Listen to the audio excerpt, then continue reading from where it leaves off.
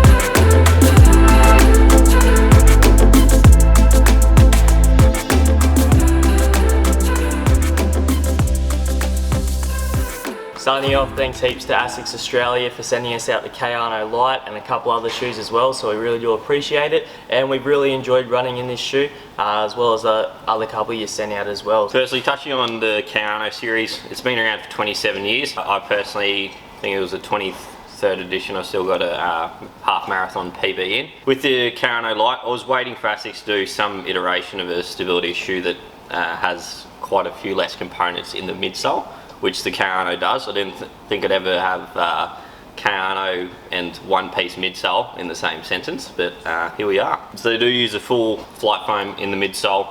Very decent cushioning. I was pleasantly surprised how the cushioning system felt underneath my foot. Felt that there wasn't anything digging in anywhere. It was kind of more of a holistic stability shoe, so you got the convex on the medial side, so a bit more of a splayed curved on the medial side, then the concave on the outside, so you got a bit more pressure going to that lateral side. I kind of felt that it was more just neutral throughout the stance, so felt like I had two kind of berms. One's on those, the motorbike berms on both sides of my feet, so just kind of each way you went, it just kind of gradually flicked you out to kind of that neutral stance, which I thoroughly enjoyed. Overall, when you put the shoe on your foot, still gives you that kind of traditional feeling of an Asics Gel-Kayano, especially in comparison to like the latest model, the Kayano 27. You got that really snug heel counter wrapping around the back, and overall it's just a really comfortable shoe. You got plenty of padding on the upper as well, so really holds the foot nicely, and it just, yeah, it's a very luxurious shoe would be the word I'd say. You got that nice platform underneath your foot, so even when you heel strike in this shoe, you're very stable throughout the whole gait cycle. And even I think for someone in 4-foot pronates in this shoe, because of how splayed it is at that 4-foot, you're still going to be very stable. So I'd compare it to the likes of, say, even in your Hoka range. It definitely doesn't have as much of a stack height, but you definitely feel like you're running on a platform. You got a lot underneath the foot, and for how light it is, it's a great bang for buck shoe. So you still got that 10mm pitch, and then your 13 in your women's that Asics have been running with your Kayano series for quite a while. A ton of cushion under the foot, really lightweight.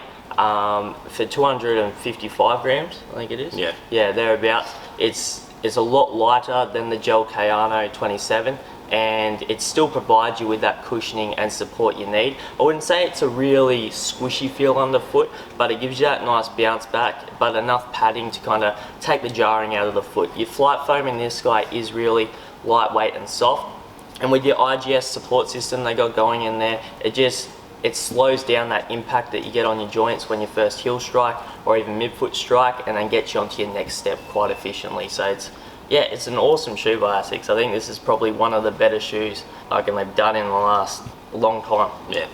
Long time. Just touching on the stack height as well as the offset, so this is running with a 10mm.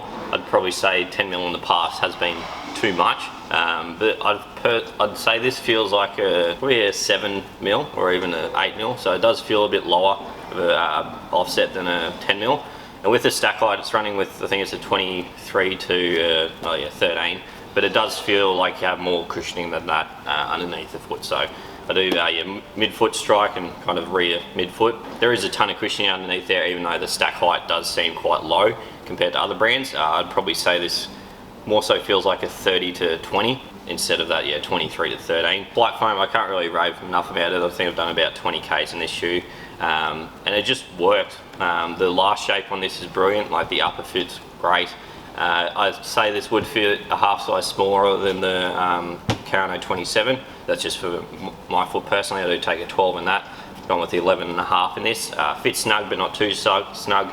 Nice and shallow over the midfoot as well as the forefoot, as it should be, with someone running in this having that slightly bit more of a lower arch as well as instep. Ton of rubber underneath the foot. Like, you're not going to wear through that anytime quickly. As far as durability goes, like, I wouldn't be surprised if some people push these to 1,000 kilometers. They are AHA rubber that Asics do use.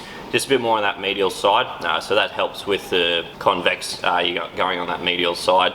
Just with the slows down the rate of pronation, but it isn't too harsh. But yeah, like ripper outsole. I don't notice much wear on that forefoot. They'll do comparing other shoes since they do have that carbon rubber there as well. But yeah, very good dialed in shoe. Kind of had a bit of negativity just in the head lingering, and just like first run in this just absolutely kicked it out the door. Like, I was waiting for Asics to make a ripper of a shoe, and they've done so.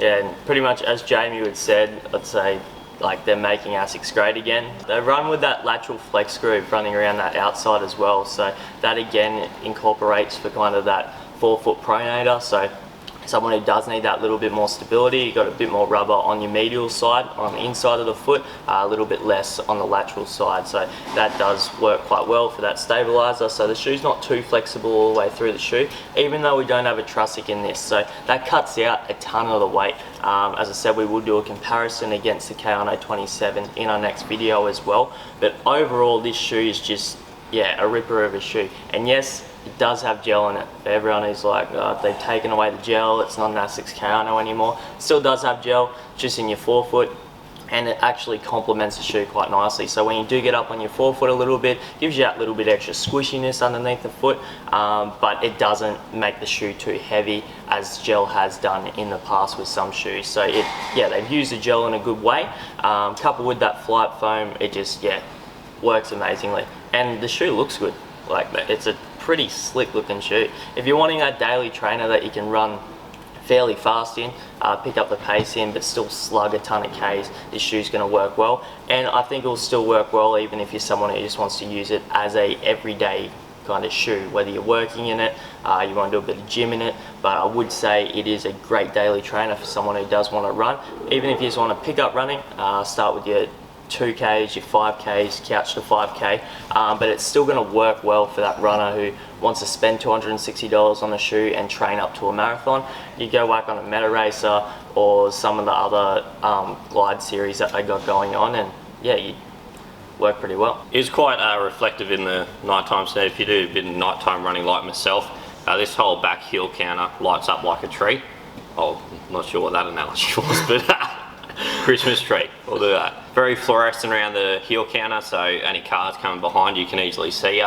But yeah, just touching on the upper again, very breathable. Kind of looks like a Nimbus 22 monofilament upper. So very breathable. You got a double layered mesh, but it does hug onto the foot quite nicely.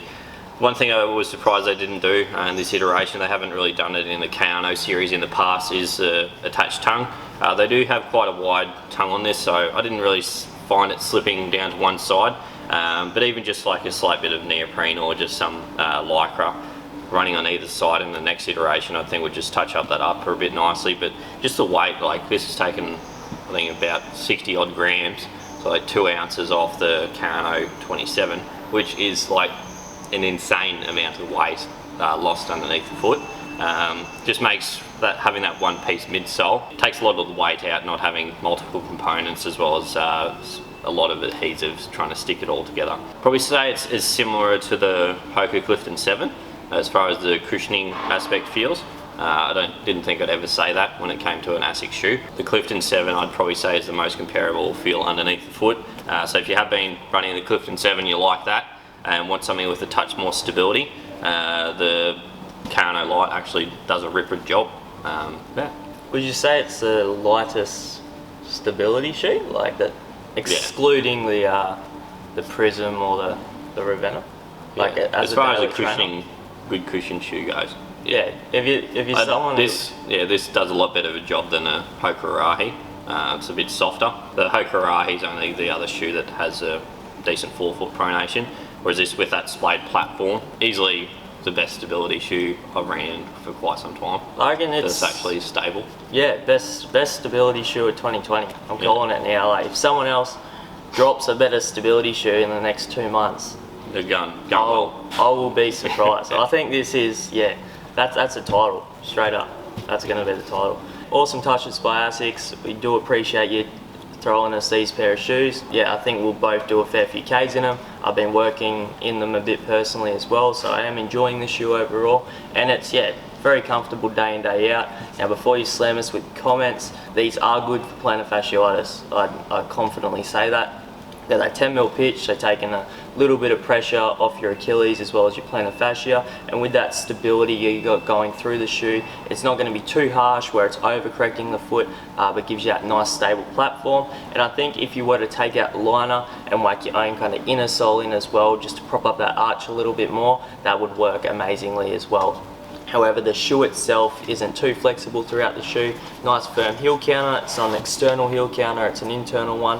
But I think overall it's a very good package by Asics. Just touching on the sock liner as well, you do get quite a lot of initial comfort there. It actually does seem like a half decent sock liner. It's one of the first shoes I actually haven't chucked an inner sole in. I usually just chuck a soft sole Fit Series low arch in. But this holds up well, it's a nice contour there and just works with the midsole package actually decently. But that'll about wrap it up, right? Yeah, and by the way, Asics aren't paying us to do this, so this is just our opinion on the shoe, and when people make good shoes, we do appreciate it. Yeah.